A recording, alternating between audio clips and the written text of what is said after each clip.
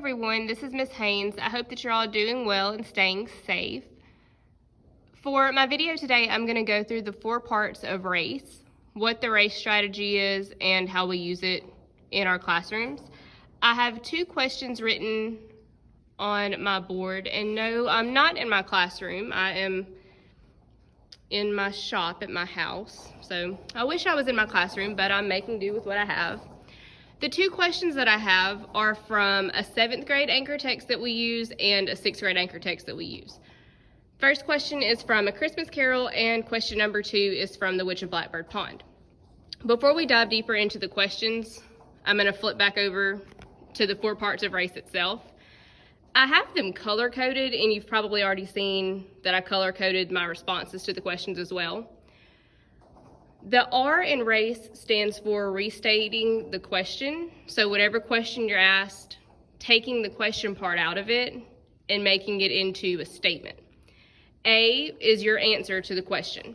I've combined R and A because typically when you write your response using R.A.C.E, the first sentence you will have included your restatement and your answer. In red, step number 3, cite the evidence. Whatever text you're working with, you're going to have evidence to support whatever answer you gave. And then in green, the last step, E, explain. Not explain your answer, but explain how your evidence supports your answer. So we're tying step 3 back into step 2.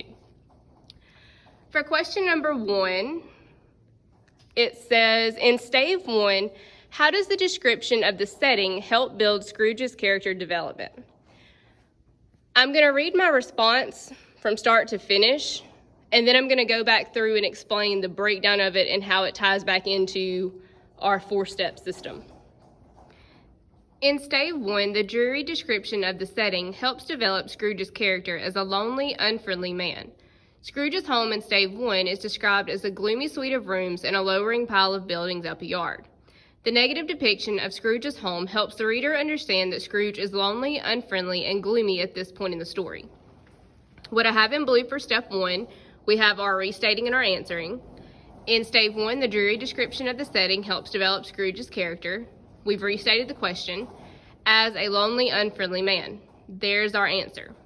In red, step 3, citing the evidence. Scrooge's home in stave 1 is described as a gloomy suite of rooms and a lowering pile of buildings up a yard. What you see in parentheses is our direct quote from the text, and then what you see in parentheses at the end, that is our parenthetical citation. Because we pulled a quote directly from the text, we have to give credit to our author. So in our parenthetical citation, we have Dickens and the number that the quote was found on, page 8. Step 4, explaining how our evidence ties into our answer. The negative depiction of Scrooge's home helps the reader understand that Scrooge is lonely, unfriendly, and gloomy at this point of the story. The piece of evidence that I chose, I underlined the word gloomy and lowering pile of buildings. The use of those 2 words and phrases helps support the fact that at this point in the story, Scrooge's character can be considered lonely, unfriendly, and cruel at times. Number 2, in chapter 1, why is Kit's character questioned by the Puritan people? Kit's character is questioned by the Puritans in chapter 1 when she reveals that she can swim when rescuing a child's doll from the water. Because of the Puritans' devout and strict belief system, Kit is accused of being a witch because the ability to swim goes against their beliefs. On page 13 it states, "She is insisting to my father that you are a witch. She says no respectable woman could keep afloat in water like that." The ability to swim is not uncommon in Kit's native Barbados, but because of the Puritans' quick-to-judge nature, it is something that brings Kit unwanted attention. Again, in blue, we have our restate and our answer. Kit's character is questioned by the Puritans in chapter 1, restating, when she reveals that she can swim when rescuing a child's doll from the water. There's our answer.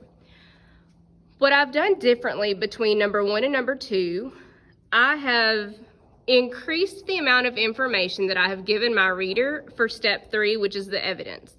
Number 1, I kept it very short and simple, which is what students typically tend to do in their responses. It's not wrong, but by providing a little bit more background evidence, your writing can be more impactful, more meaningful. you can get your message across or your answer across more clearly by providing more evidence to your audience. So for step 3, my evidence, I started with a little bit of background information about the Puritan people themselves. Because of the Puritans' devout and strict belief system, Kit is accused of being a witch because the ability to swim goes against their beliefs. I haven't technically given a direct quote yet. On page 13 it states, "She is insisting to my father that you are a witch. She says no respectable woman could keep afloat in water like that." What's different between number 1 and number 2 as far as the parenthetical citation, the way I started that sentence on page 13 makes it to where I don't have to include the number 13 in my parenthetical citation. I've already stated it in the beginning of that sentence, so I don't need to restate it. So for my parenthetical citation on this one, I only need to include the author's last name. And then step 4, explaining how my evidence supports my answer. The ability to swim is not uncommon in Kit's native Barbados, but because of the Puritans' quick to judge nature, it's something that brings Kit unwanted attention. You can use the R.A.C.E strategy with anything you have at home to read. If you were able to grab a copy of The Lemonade Wars, it included a bookmark that had guided questions on it. You could take those guided questions and use the R.A.C.E strategy to answer some of them if you want more practice. You could also use any book that you have at home that you're reading or a magazine that you're reading. The purpose of R.A.C.E is to get students familiar with being able to quickly and easily cite evidence to support their answers. Make sure that you are checking back with the resource portal. It's updated weekly with new resources for each subject. I hope that you enjoyed the video, and I hope that you have a great weekend.